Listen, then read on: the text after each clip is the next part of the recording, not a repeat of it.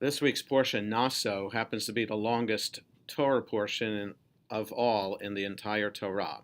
Among the topics discussed is the very troubling case of a husband who suspects his wife of being unfaithful.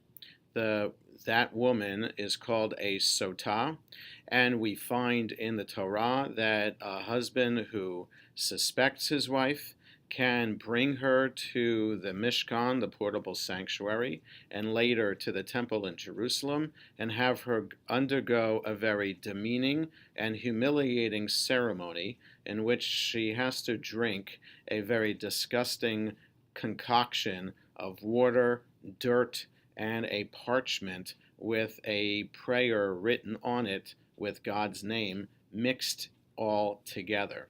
As a result of drinking that mixture, that will prove whether she is guilty or not. In my mind, this could be the section which can prove that the Torah was not written by God. And I say that statement not in order to be provocative, but to understand that the Torah is better understood and can be better appreciated by us today as being written by human beings. If the Torah was written by God, then we should expect that the Torah should be perfect and that its contents, especially its laws, should be timeless and always moral and ethical. If a law such as this one of the Sotah exists and is obviously unethical, immoral, and sexist, then that questions God's role in writing the Torah. And so I understand the Torah as at least being uh, written by Moses at Mount Sinai.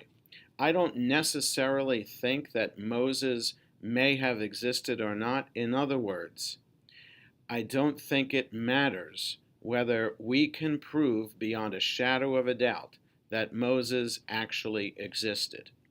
What matters is that we have a text that is over 3,000 years old, has been held in sanctity by our tradition, by our people for all that time, and has been used as a foundation for our religious laws today, that we must understand as being written by people so that the evolutionary process of interpreting Jewish law can continue, and that we can better appreciate everything written in the Torah as being written by human beings, so that we don't have to throw out the Torah if we think that God is sexist or God is immoral. We should never think that.